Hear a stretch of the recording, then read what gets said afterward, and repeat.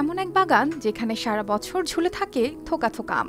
শীত, গ্রীষ্ম কিংবা বর্ষা, যখনই চোখ রাখবেন ডালে ডালে লটকে আছে সবুজ রঙের 12 মাসি আম। এই স্বপ্নকে বাস্তবে রূপ দিয়েছেন দিনাজপুরের ঘোড়াঘাট উপজেলার তরুণ উদ্যোক্তা মোশাররফ হোসেন। অবিশ্বাস্য হলেও সত্যি, তার এই আমের বাগান থেকে বছরে আয় হচ্ছে প্রায় 20 লাখ টাকা।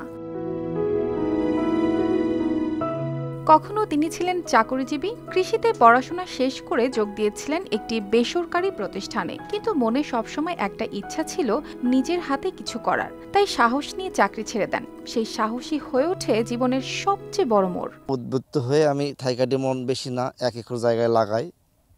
যাই হোক, গত বছর প্রোডাকশন হয়েছে, এবারও হচ্ছে একটু মোটামুটি বাজার ভালো। আমটা বছরে 2 থেকে 3 বার হয়।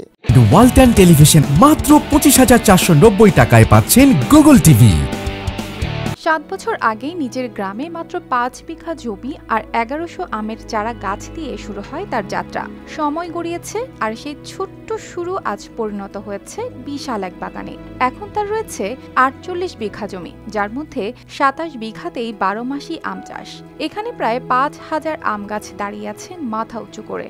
পার ডে আমাদের কাটিমন বাগানে এই যে এলাকার যে হত দরিদ্র যারা লোকজন আছে, তাদের একটা কর্মসংস্থান আমি সৃষ্টি করছি। এই বাগানে রয়েছে কাটিমন জাতের সুস্বাদু 12 মাসি আম। পাকা না হওয়া পর্যন্ত কারো হাতে আম তোলেন না তিনি। প্রতিদিনই দূর দূরান্ত থেকে মানুষ আসে তার বাগান দেখতে, আম কিনতে কিংবা শুধু প্রকৃতির এই সৌন্দর্য উপভোগ করতে। কাজ করি, বীজ ঝোনা, আমরা ওষুধ দেই। তার মধ্যে আমার বাসা বাড়ি, আমার মনে করেন বউ চলনি, আমার এটা দিয়ে আমরা পিতৃপুরুষ আমরা করি, আমার যেন হয় এই জায়গাটাতে করি। আমরা কাজ করি। মোশাররফ আমার বাগানে ওষুধ দেব, তার পাশে গোড়া সাফ করবো, তার পাশে মনে করেন যে বাগানে দেখুন করছি। উপজেলা কৃষি বিভাগ বলছে, মোশাররফের মতো তরুণদের হাত ধরেই ঘোড়াঘাট এখন নতুন পরিচয়ে উঠে আসছে। 12 মাসি আম তথা কাটিমনের উৎপাদন দিন দিন বৃদ্ধি পাচ্ছে। 24-25 অর্থ বছরে আমাদের কৃষক পর্যায়ে প্রায় 3 হেক্টর জমিতে 45 মেট্রিক টনের মতো কাটিমন জাতের আম উৎপাদন হয়েছে। এই বাগান শুধু মোশাররফের সাফল্য নয়, অনেক মানুষের জীবিকার উৎসও বটে। স্থানীয় বেকার যুবকরা কাজ পাচ্ছে, গড়ে উঠছে নতুন কর্মসংস্থান। News desk, RTV।